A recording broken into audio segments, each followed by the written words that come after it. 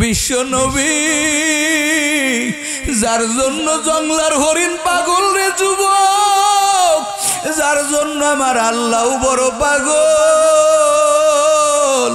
আমার নবী নিজের মুখে বলে, দে আব্দুল্লাহর মাথাটা আমার কোলের উপরে দিয়ে দে। ওর বাবা থাকলে তো বাবা ওর মাথাটা কোলের উপরে নিত।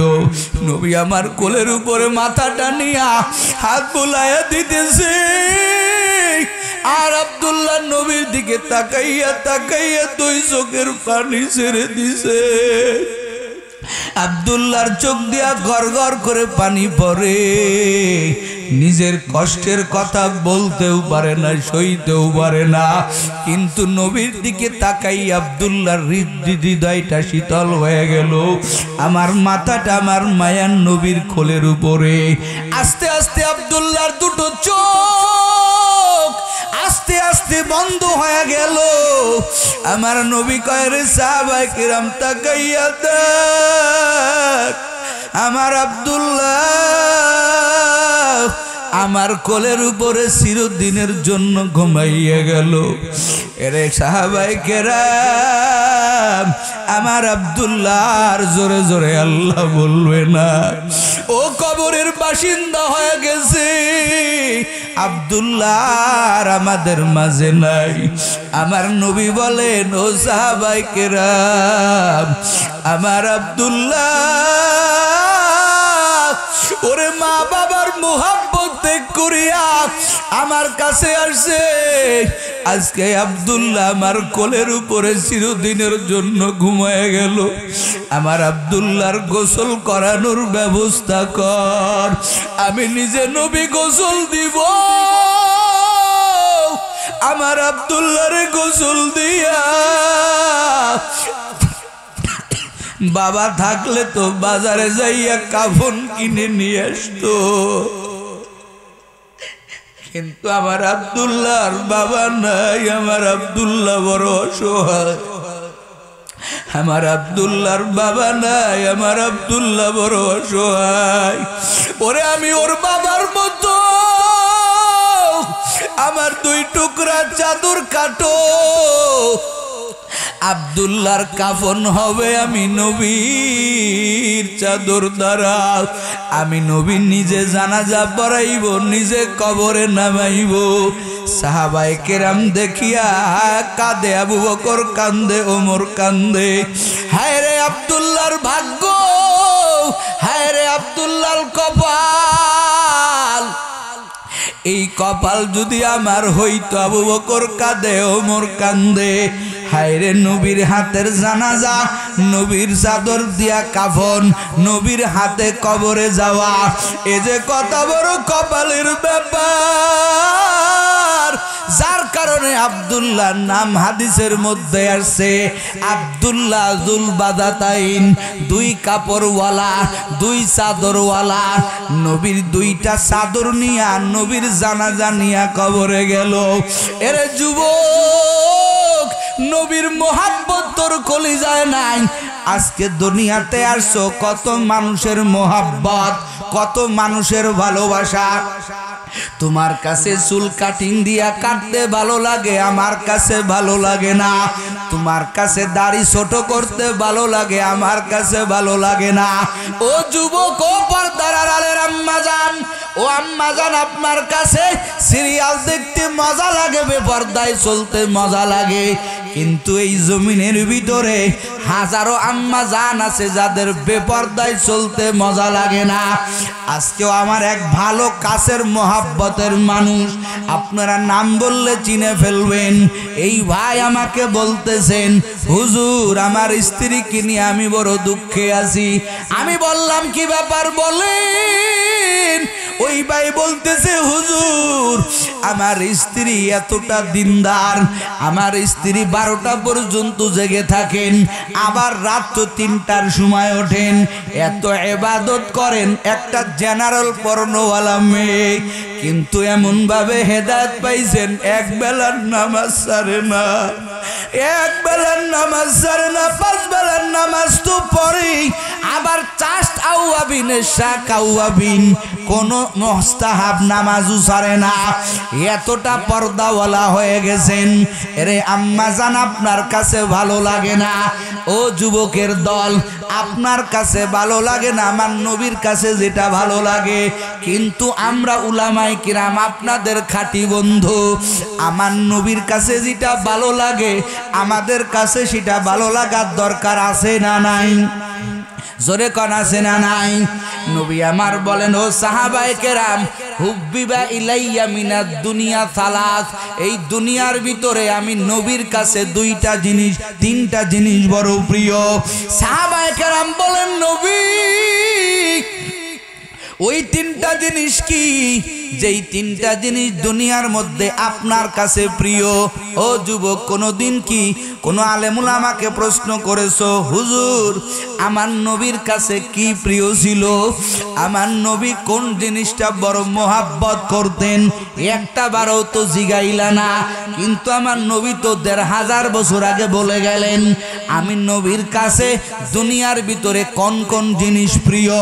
সাহাবায়ে কেরাম বলে, নবী আপনার কাছে দুনিয়াতে কোন তিনটা জিনিস প্রিয়? নবী আমার বলেন, আতিব ওয়াত তাআম ওয়ান নিসা। দেখেন নবীর রুচি কেমন। ও যুবক, তোমার রুচি কেমন? তোমার কাছে বিড়ি খাইতে ভালো লাগে, তোমার কাছে মোবাইলের আড্ডা দিতে ভালো লাগে, তোমার কাছে মেসেঞ্জারে চ্যাট করতে ভালো লাগে। ও যুবক, কিন্তু আমার নবীর কাছে দুনিয়াতে কোন জিনিসগুলো প্রিয়? আল্লাহ কয়, ও বান্দা তুই যেমন হবি, ওরে তোর হৃদয় যদি আমি আল্লাহর জন্য না কান্দে, আমি আল্লাহর জন্য তোর যদি হৃদয়টা না গলে শক্ত যদি হয়, আমি আল্লাহ তোর জন্য বড় শক্ত।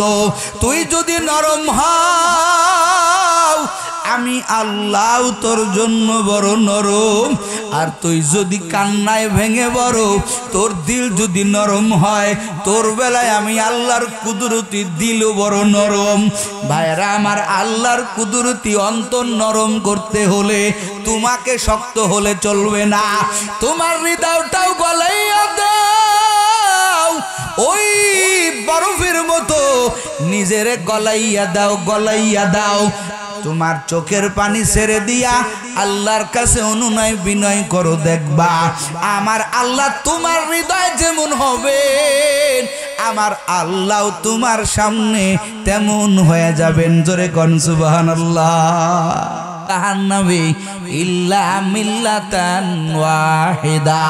আমার পয়গম্বর বলেন, ও সাহাবায়ে কেরাম এই ৭৩ কাতারি জাহান্নামী, কিন্তু এক কাতার ব্যতীত। সাহাবায়ে কেরাম বলেন, ইয়া পয়গম্বর ওই কাতার কারা, ওই দলের অন্তর্ভুক্ত কারা? নবী আমার এই কথা বলার পরে, সাহাবায়ে কেরাম এই কথা বলার পরে আমার নবী বলেন, মা আনা আলাইহি ওয়া আসহাবি, যারা আমি এবং আমার সাহাবাদের অনুসরণ করবে, যারা আমি এবং আমার সাহাবাদেরকে মানবে, আমার রুচি সাহাবাদের রুচি যারা মেনে নিবে, সেই মতে যারা চলবে, এরাই হলো সেই জান্নাতের কাতারওয়ালা বান্দা। কই প্রশ্ন করেন আপনাকে, আপনি কয় নম্বর কাতারে আছেন? নম্বর ছাড়া কথা কয় না। আপনার কাছে মজলিস ভালো লাগে না, আপনার কাছে নায়েবে নবী দেখতে ভালো লাগে না, ও পর্দার আড়ালের আম্মা জান টিভির আওয়াজ শুনতে আপনার কাছে বড় ভালো লাগে, সিরিয়াল একটা কাজা হয়ে গেলে সন্ধ্যার বেলায় যদি ওটা না দেখতে পান, আবার সিস্টেম আছে সকালে ওটার কাজা আদায় করে, আমার আম্মা জান আবার ঘড়ির টাইমটা ঠিক মতো ধরিয়া আবার সকাল বেলা ওই সিরিয়ালের কাজা আদায় করে। কথা কই না কে? আদায় করে না? বিশাল ব্যাপার। একটা পর্ব ছুটে গেলে আমার মা বোনের মাথা নষ্ট হয়ে যায়। ও যুবক, তোমার ভিতরে এতটুকু অনুশোচনা নাই? এইরকম একটা দিনের মাহওয়াল এইরকম একটা দিনের পরিবেশ ছুটে গেলে তোমার কেমন লাগবে? একটু বাধা লাগে না, একটু দরদ লাগে না? ওরে উম্মতের দল, আর তুমি কোনোদিন নবীরে পাবা না, আবু বকরকে পাবা না, উমরকে পাবা না, উসমানকে পাবা না, আলীকে পাবা না, কারো কোনো বুজুর্গকে পাবা না, কোন সাহাবাদেরকে পাবা না। কিন্তু আমার আল্লাহ পাক বলেন, ও আমার বান্দা বান্দির দল, আমার নবী বলেন, ও আমার উম্মতের দল, যুগে যুগে উলামায়ে কেরাম থাকবে, তারা যখন কথা বলবে তাদের কাছে যাইবা, তাদের সামনে বসবা, নজর দিয়া দেখবা, হায় রে এই আলেম সাহেব কেমনে কথা বলে, আমার নবীও তো এমনি কথা বলতেন। এই চেয়ারটা তো আমাদের চেয়ার না, এই চেয়ার নবী রেখে গেছেন, জিম্মাদারি দিয়ে গেছেন নবী উলামায়ে কেরামকে। নবী আমার বলেন, ইন্নাল উলামা ওয়ারাসাতুল আম্বিয়া। নবী আমার বলেন, উলামায়ে কেরাম আমি নবীর ওয়ারিস, তাদের কাছে যাইও, তাদের কাছে বসিও, তাদের দিকে তাকাইয়া থাকবা, আমি নবীর দেখার বরকত তুমি পেয়ে যাবা। আয় রে আফসোস, নাই এই ফিকিরই তো নাই, রুচিই তো নাই। আমার যুবকের রুচি হলো কখন মোবাইলটা হাতে পাবো, পাবজি গেম কখন খেলবো, কখন আমি আমার ফেসবুকে ইনস্টাগ্রামে আমি আমার প্রোফাইলে পিকচার আপলোড দিব, কখন আমার রিলসটা আপলোড দিব, কখন আমার ফেসবুকটা ফলোয়ার বাড়াইব, এই চিন্তা ফিকির নিয়ে ব্যস্ত। কিন্তু যুবক, একবারও মনে করলি না যেই নবী ছাড়া হাসরের ময়দানে তোর কোনো গতি থাকবে না? কথা কন ঠিক কিনা? আফসোস, চিন্তা নাই, চেতনাও নাই। এই মজলিসটার কত দাম! এটা আমাদের বানানো মজলিস না, নবীর থেকে এই মজলিস চলে আসছে। নবী আমার বয়ান করতেন, সাহাবায়ে কেরামরা নবীর বয়ানগুলো এত মনোযোগ দিয়ে শুনতেন, এত আকাঙ্ক্ষা নিয়ে, এত তামান্না নিয়ে নবীর বয়ান শুনতেন রে বাবা। সাহাবায়ে কেরাম পাগলের মতো হয়ে থাকতেন। হাদিসের মধ্যে পাওয়া যায়, একটা সাহাবীর ঘাড় পর্যন্ত নড়তো না। ওরে গাছের মরা ডাল, মিসাল দেওয়া হয়েছে, গাছের মরা ডাল যেমন নড়ে না, সাহাবায়ে কেরাম যখন নবীর সামনে থেকে কথা শুনতেন এমন ভাবে শুনতেন গাছের মরা ডালের মতো, ওরে মাথাটা পর্যন্ত তারা হেলাইতেন না। জোরে জোরে কোন সুবহানাল্লাহ। কোথায় পাবেন ওই মজলিস? এই মজলিস তো সেই মজলিস, সেই নবীর থেকে চলে আসতেছে, যেখানে জাকিরিনরা বসে যায়, যেখানে জিকরুল্লাহর মজলিস হয়ে যায়, যেখানে উলামায়ে কেরাম কথা বলে, ওই মজলিসটাই তো নবীর বাতলানো সেই মজলিস, যেই মজলিসে হাফাতুহুমুল মালাইকা ওয়া নাযিলাত আলাইহিমুস সাকিনা, যেই মজলিসে আমার আল্লাহর আলাদা একটা কুদরতি নজর থাকে, আল্লাহ পাকের পক্ষ থেকে অনবরত রহমত বরকত নাজিল হতে থাকে। সুবহানাল্লাহ, এ তো সেই মজলিস। কতটা নষ্ট হয়ে গেছেন আব্বা জানেরা, ও যুবক, কতটা দিল আপনার পচে গেছে রে বাপ জানেরা, ভাইয়েরা, যুবকেরা। এই মজলিসে আসতে মন চায় না, এই মজলিসে বসতে মন চায় না। আপনি কতটুকু নরমাল হয়ে গেছে, কত নিচে চলে গেছে। আল্লাহ কয়, মা আতাকুমুর রাসূলু ফাখুযু। এ বান্দা বান্দির দল, আমি জানি দুনিয়াতে যাইয়া তোর মনটা এদিক সেদিক হয়ে যাবে, শয়তান তোকে ওয়াসওয়াসা দিয়া তোর মনটা নাপাক বানায় ফেলবে, তোর মনটা জাহান্নামের দিকে ধাবিত করবে, গুনাহ করার মন মানসিকতা তোর তৈরি করে দিবে। আমার আল্লাহ কয়, ও আমার বান্দা বান্দির দল, আমি একজন ব্যক্তি তোমাদের মাঝে পাঠিয়ে দিলাম, আতিউল্লাহ ওয়া আতিউর রাসূল। আমার আল্লাহ কয়, ও বান্দা বান্দির দল, তোমরা আমাকে তাআত করবা, আমার রাসূলকে তাআত করবা। আমাকে তো দুনিয়াতে চাইলেই পাবা না, কিন্তু আমি আল্লাহ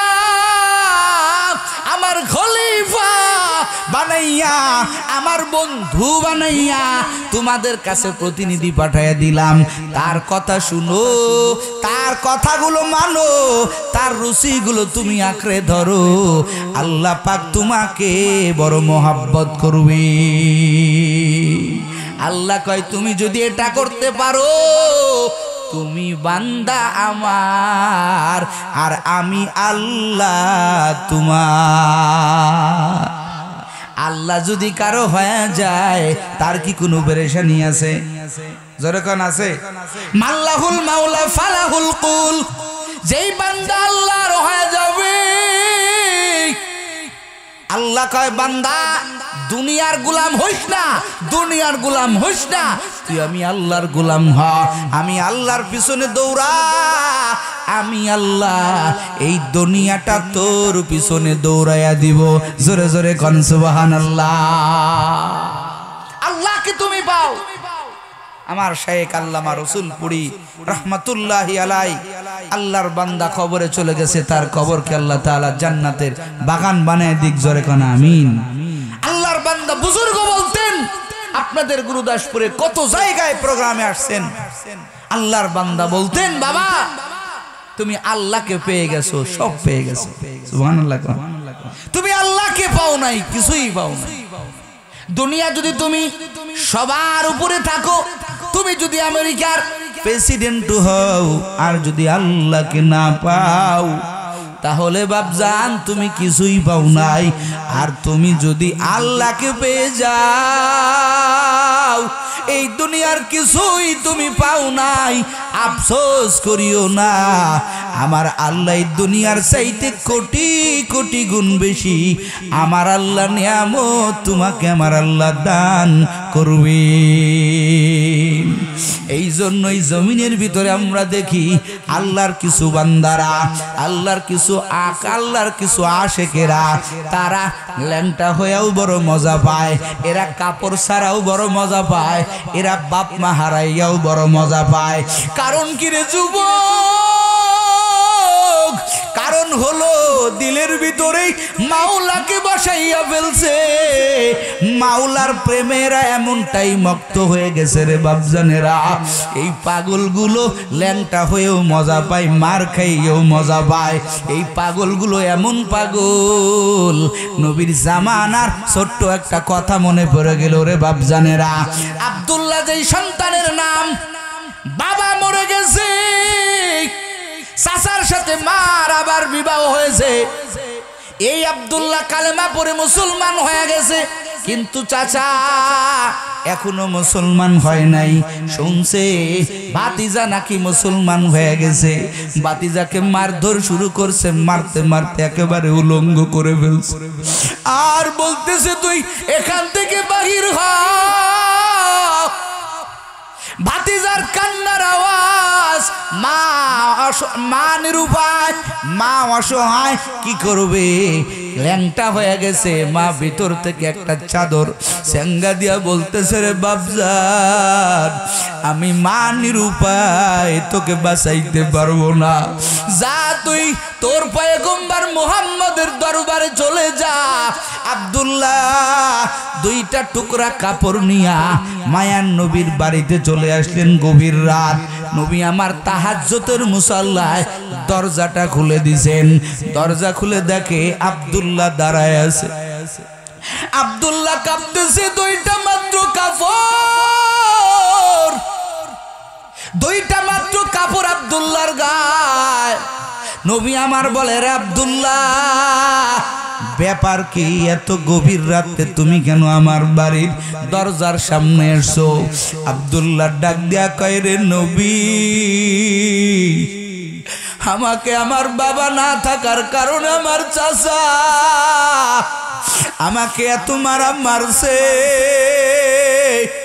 ও নবী আমার মা বলছে তুই যা মুহাম্মাদের কাছে চলে যা। আমি বাড়িঘর ফেলাইয়া রে নবী আপনার দরবারে আসছি, আপনি আমাকে তাড়াইয়া দিয়েন না। নবী আমার বলে কেন তোকে তাড়াইয়া দিব, যা ওই মসজিদের কিনারায় একদল তালিবে ইলম আছে, আসহাবে সুফফা আছে, এদের কাছে যা, আজকে থেকে তুইও তাদের সাথে থাকবি। জোরে কোন সুবহানাল্লাহ। একটা মাত্র কম্বল খেজুরের কাটা দিয়া, জোড়া দিয়া, তালি দিয়া আব্দুল্লাহ কষ্ট করে চলে। এরপরেও কখনো বাড়ির দিকে যায় না, কালেমা ছাড়ে না রে বাপজানেরা। কিসের জন্য? এরা মনে মনে ভেবে নিয়েছে, মনে মনে এরা আমার আল্লাহর নূরের তাজাল্লি পেয়ে গেছে। এরা বাড়ি ঘর ছাড়াইয়াও বড় খুশি, ওরে কাপড় বিহীন ওরা বড় খুশি। আমার নবী আব্দুল্লাহকে মহাব্বত করেন, ভালোবাসেন। এই আব্দুল্লাহ মসজিদে নববীর ভিতরে মাঝে মাঝে জোরে জোরে কয় আল্লাহ আল্লাহ আল্লাহ, বিশাল জোরে জোরে মাঝে মাঝে আল্লাহরে গভীর ভাবে আল্লাহরে জোরে জোরে ডাক দেয়। একদিনকে হযরত ওমর ফারুক ধমক দিয়া বলে, আব্দুল্লাহ সবাই তো আল্লাহ আল্লাহ তো জোরে বলে না, তুমি এত জোরে কেন বলো? আমাদের বড় কষ্ট হয়, আস্তে আস্তে আল্লাহ আল্লাহ বলবা। নবী আমার কয় রে ওমর, আমার আব্দুল্লাহর বাধা দিস না, ও আমার মাওলার মুনাশিক। ওর বাবা মার মহাব্বত ত্যাগ করিয়া ওর বাড়ি বিটা ফেলাইয়া আমার কাছে চলে আসছে। ওকে ওর মন মতো ওর আল্লাহকে ডাকতে দে, আল্লাহকে ওরে ডাকতে দে। আব্দুল্লাহ ডাকে আমার মালিক রে মন খুলে। ও গুরুদাসপুরের মুসলমান, নবী একদিনকে কোথাও যাবেন, আব্দুল্লাহ ডাক দিয়া কয় ও পয়গম্বর, আপনি আমাকে ছেড়ে কোথায় যাবেন? আমারও বড় মন চায় আপনার সাথে একটু সফর করব। নবী গো, আমার তো মা নাই বাবা নাই, কে আমার বেড়াইতে নিয়ে যাবে? কারণ এই দুনিয়ায় আমি বড় এতিম, আমার মা থেকেও নাই, আমার বাবা তো কবরে চলে গেছে। নবী আমার, আপনি কি আপনার সাথে আমাকে একটু নিয়ে যাবেন? নবী আমার বলে চলো। নবী আমার নিয়ে রওনা হয়ে গেলেন। একটা জায়গা যাওয়ার পরে আব্দুল্লাহর কঠিন জ্বর, কঠিন অসুস্থ। সাহাবায়ে কেরাম ডাক দিয়া বলেন, রে পয়গম্বর, আব্দুল্লাহর এত শরীর খারাপ, আব্দুল্লাহ তো উঠতে পারতেছে না। নবী আমার দ্রুত আব্দুল্লাহর কাছে চলে আসলেন। আয়েশা দেখে আব্দুল্লাহর অবস্থা বেশি ভালো না, আব্দুল্লাহ বড় খারাপ অবস্থা। অল্প সময়ের মধ্যে আব্দুল্লাহ বিদায় নিয়ে নিবে, এই জমিন ছেড়ে চিরতরের জন্য বিদায় নিয়ে নিবে। আমার নবী কয়, এর সাহাবায়ে কিরাম, আমার আব্দুল্লাহর মাথাটা আমার কোলের উপরে দে। আব্দুল্লাহর অবস্থা বেশি ভালো না, তাড়াতাড়ি আব্দুল্লাহর মাথাটা আমি নবীর উপরে দে। কারণ আজকে ওর মা নাই, ওর বাবা নাই, আমার আব্দুল্লাহর কেউ নাই। ওর মা যদি থাকতো, মা তো শিওরে বইসে সেবা যত্ন করত। আমার আব্দুল্লাহ আমার মোহাব্বতে মালিকরে পাওয়ার জন্য বাড়িঘর ফেলাইয়া আমার আব্দুল্লাহ আমার কাছে আসছে। দে, ওর বাবা থাকলে তোর কাছে বসতো, ওর মাথাটা আমি নবীর উপরে উঠাইয়া দে। বিশ্ব নবী, যার জন্য জংলার হরিণ পাগল রে যুবক, যার জন্য আমার আল্লাহ বড় পাগল, আমার নবী নিজের মুখে বলে, দে আব্দুল্লাহর মাথাটা আমার কোলের উপরে দিয়ে দে। ওর বাবা থাকলে তো বাবা ওর মাথাটা কোলের উপরে নিত। নবী আমার কোলের উপরে মাথাটা নিয়া হাত বুলাইয়া দিতেছে, আর আব্দুল্লাহ নবীর দিকে তাকাইয়া তাকাইয়া দুই চোখের পানি ছেড়ে দিছে। আব্দুল্লাহর চোখ দিয়া গড় গড় করে পানি পড়ে।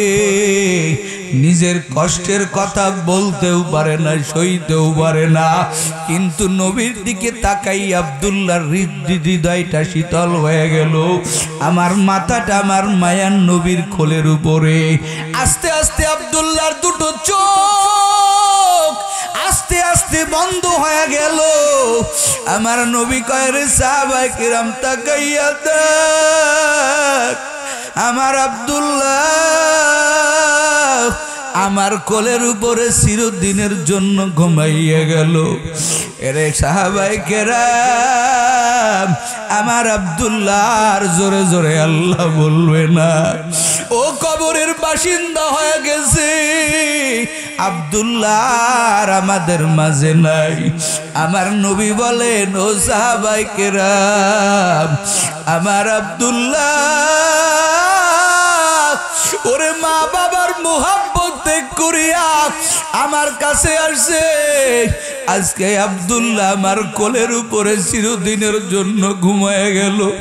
আমার আব্দুল্লাহর গোসল করানোর ব্যবস্থা কর, আমি নিজে নবী গোসল দিব। আমার আব্দুল্লাহর গোসল দিয়া বাবা থাকলে তো বাজারে যাইয়া কাফন কিনে নিয়ে আসতো, কিন্তু আমার আব্দুল্লাহর বাবা নাই। আমার আব্দুল্লাহ বড় অসহায়। আমার আব্দুল্লাহর বাবা নাই, আমার আব্দুল্লাহ বড় অসহায়।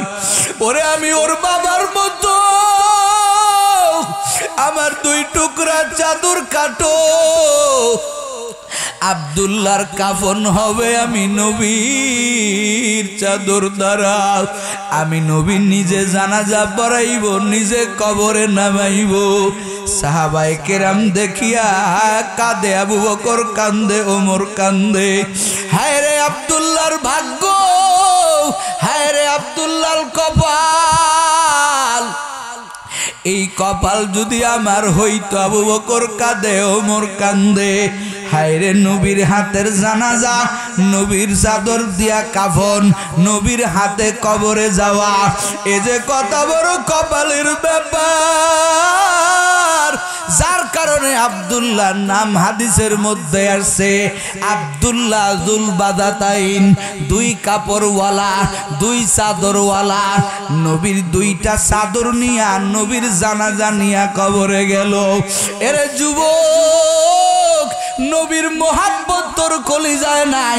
আজকে দুনিয়াতে আসছো, কত মানুষের মোহাব্বত, কত মানুষের ভালোবাসা। তোমার কাছে চুল কাটিং দিয়া কাটতে ভালো লাগে, আমার কাছে ভালো লাগে না।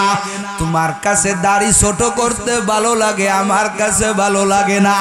ও যুবক, ও পর্দার আড়ালের আম্মা জান, ও আম্মা জান, আপনার কাছে সিরিয়াল দেখতে মজা লাগে, বেপর্দায় চলতে মজা লাগে, কিন্তু এই জমিনের ভিতরে হাজারো আম্মা জান আছে যাদের বেপর্দায় চলতে মজা লাগে না। আজকেও আমার এক ভালো কাছের মোহাব্বতের মানুষ, আপনারা নাম বললে চিনে ফেলবেন। এই ভাই আমাকে বলতেছেন, হুজুর আমার স্ত্রীকে নিয়ে আমি বড় দুঃখে আছি। আমি বললাম কি ব্যাপার বলেন? ওই ভাই বলতেছে, হুজুর আমার স্ত্রী এতটা দিনদার, আমার স্ত্রী 12টা পর্যন্ত জেগে থাকেন, আবার রাত তো 3টার সময় ওঠেন, এত ইবাদত করেন, একটা জেনারেল পর্নোওয়ালা মেয়ে, কিন্তু এমন ভাবে হেদায়েত পাইছেন এক বেলার নামাজ ছাড়ে না, এক বেলার নামাজ ছাড়ে না, 5 বেলার নামাজ তো পড়ে, আবার চাষ্ট আউয়াবিন শাক আউয়াবিন কোন মুস্তাহাব নামাজও ছাড়ে না। এতটা পর্দাওয়ালা হয়ে গেছেন। এরে আম্মা জান, আপনার কাছে ভালো লাগে না? ও যুবকের দল, আপনার কাছে ভালো লাগে না, আমার নবীর কাছে যেটা ভালো লাগে। কিন্তু আমরা উলামায়ে কিরাম আপনাদের খাঁটি বন্ধু, আমার নবীর কাছে যেটা ভালো লাগে আমাদের কাছে সেটা ভালো লাগার দরকার আছে না নাই? জোরে কোন আছে না নাই? নবী আমার বলেন, ও সাহাবায়ে কেরাম, হুব্বিবা ইলাইয়া মিনাদ দুনিয়া সালাস, এই দুনিয়ার ভিতরে আমি নবীর কাছে দুইটা জিনিস তিনটা জিনিস বড় প্রিয়। সাহাবায়ে কেরাম বলেন নবী ওই তিনটা জিনিস কি? যেই তিনটা জিনিস দুনিয়ার মধ্যে আপনার কাছে প্রিয়। ও যুবক, কোনদিন কি কোনো আলেমুল আমাকে প্রশ্ন করেছো হুজুর আমার নবীর কাছে কি প্রিয় ছিল, আমার নবী কোন জিনিসটা বড় মোহাব্বত করতেন? একটা বারও তো জিগাইলা না। কিন্তু আমার নবী তো ১৫০০ বছর আগে বলে গেলেন আমি নবীর কাছে দুনিয়ার ভিতরে কোন কোন জিনিস প্রিয়। সাহাবায়ে কেরাম বলে নবী আপনার কাছে দুনিয়াতে কোন তিনটা জিনিস প্রিয়? নবী আমার বলেন আতিব ওয়া তাআম ওয়ান নিসা। দেখেন নবীর রুচি কেমন। ও যুবক, তোমার রুচি কেমন? তোমার কাছে বিড়ি খাইতে ভালো লাগে, তোমার কাছে মোবাইলের আড্ডা দিতে ভালো লাগে, তোমার কাছে মেসেঞ্জারে চ্যাট করতে ভালো লাগে। ও যুবক, কিন্তু আমার নবীর কাছে দুনিয়াতে কোন জিনিসগুলো প্রিয়? আল্লাহ কয় ও বান্দা তুই যেমন হবি ওরে তোর হৃদয় যদি আমি আল্লাহর জন্য না কান্দে, আমি আল্লাহর জন্য তোর যদি হৃদয়টা না গলে শক্ত যদি হয়, আমি আল্লাহ তোর জন্য বড় শক্ত। তুই যদি নরম হও আমি আল্লাহ তোর জন্য বড় নরম। আর তুই যদি কান্নায় ভেঙে বড়, তোর দিল যদি নরম হয়, তোর বেলায় আমি আল্লাহর কুদরতি দিল বড় নরম। ভাইরা আমার, আল্লাহর কুদরতি অন্তর নরম করতে হলে তোমাকে শক্ত হলে চলবে না, তোমার হৃদয়টাও গলাইয়া দাও, ওই বরফের মতো নিজেরে গলাইয়া দাও, গলাইয়া দাও। তোমার চোখের পানি ছেড়ে দিয়া আল্লাহর কাছে অনুনয় বিনয় করো, দেখবা আমার আল্লাহ তোমার হৃদয় যেমন হবে আমার আল্লাহ তোমার সামনে তেমন হয়ে যাবেন। জোরে কোন সুবহানাল্লাহ। নবী কয় সাহাবায়ে কেরাম আমি নবীর কাছে দুনিয়াতে তিনটা জিনিস বড় প্রিয়। এক নাম্বার আতিব, নবী আমার বলেন এক নম্বর সুগন্ধি।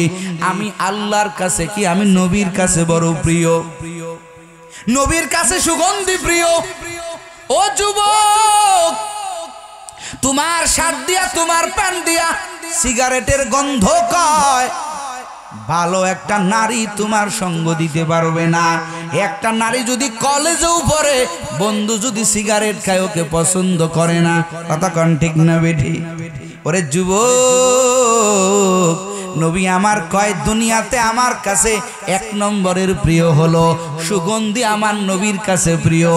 আল্লাহ কয় দোস্ত আপনার কাছে সুগন্ধি বড় প্রিয়, জান জান জান আমি আল্লাহ আপনার মাথা